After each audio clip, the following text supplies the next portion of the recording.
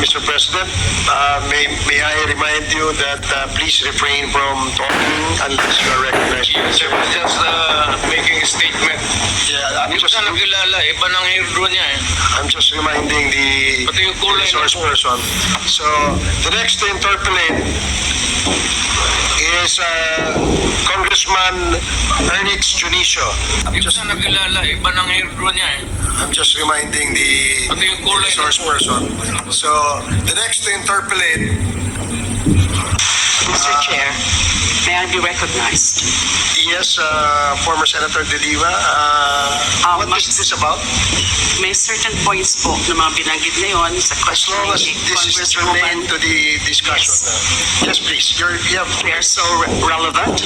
Yung sa questioning po ni Honorable Congresswoman Luistro and Honorable Congressman Gutierrez.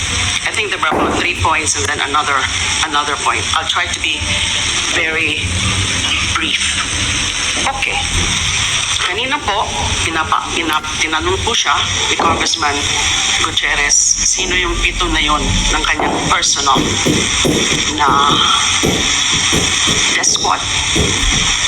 Bigla ko pong naalala na si Mr. Edgar Matubato, sinabi niya po yung tungkol sa Lambada Boys because Edgar Matubato was a member of that Lambada Boys, the civilian component of the DDS.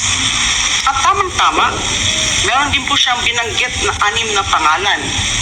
So hindi ko po alam kung kilala po ito ng dating Pangulo, ng dating Mayor.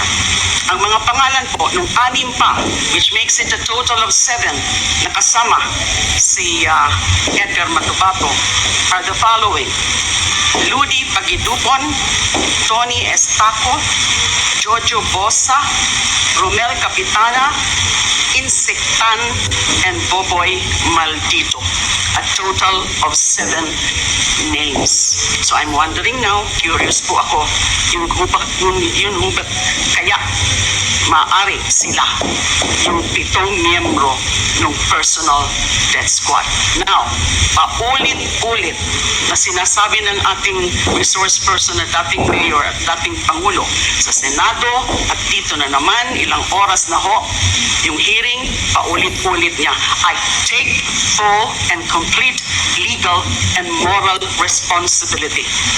Sa tingin po kaya ng dating Pangulo at dating Mayor, kapag sinasabi niyan, ang ibig ba ho niyang sabihin o kaya ang kanyang paniniwala ay maa-absuelto na yung lahat na sumunod sa kanyang mga illegal orders of kill, kill, kill?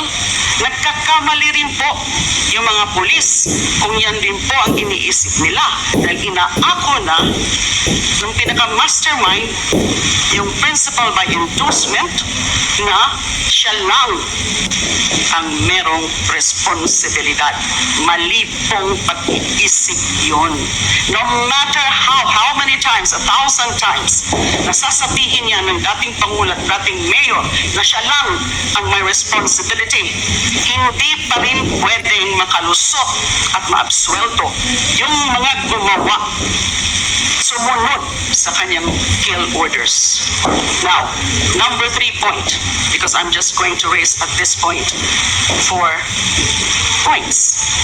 Yung kanina po, yung tungkol doon sa personal guilt, that was in the course of the questioning of the Honorable Gutierrez. Paulit-ulit din pong sinabi ng dating mayor, ng dating Pangulo, na yung pumatay mismo, yun ang may personal guilt. Totoo.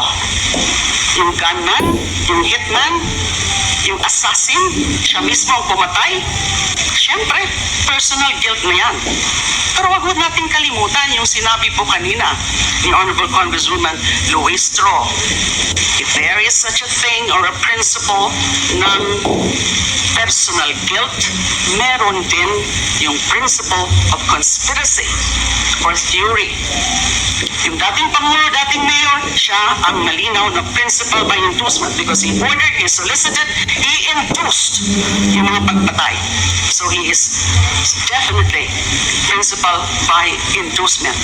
But sinunod ka nagkaroon ng mga principals by direct participation.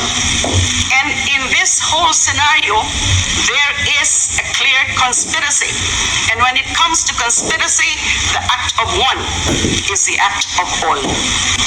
Yung ginawa ng isa, yung gunman, ay ginawa din ng nag-udyok sa kanya, yung principal by inducement. Last point I wanna say at this point. Kanina po, napansin nyo, hindi nga niya po masabi yung pangalan ko. Ayaw niya pong kilalanin kung sino yung dating Commission on Human Rights Chairperson. Sabi daw, again, nung tinatanong o dun sa mga punto ni Congresswoman Luistro, hindi niya kilala kung sino man yan, yung taga-CHR na yan. Nagtataka po ako doon.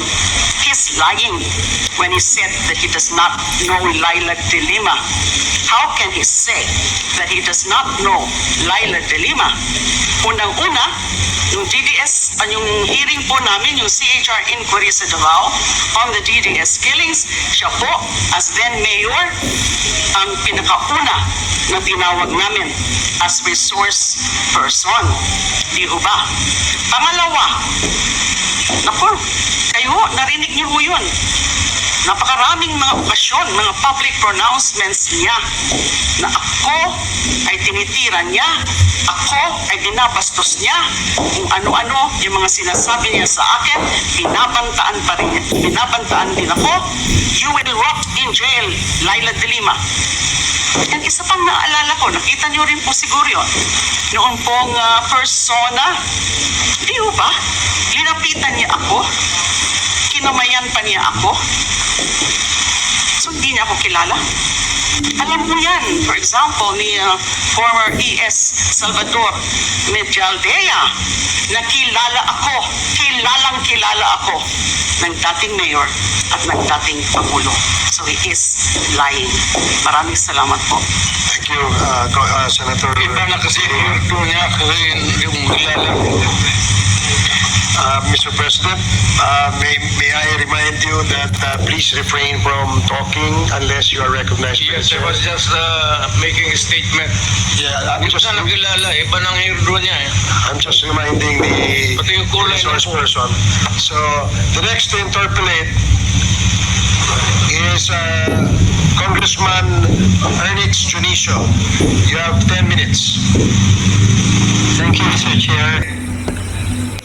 Is Congressman Ernest Junicio. You have 10 minutes. Thank you, Mr. Chair. I might not take that long.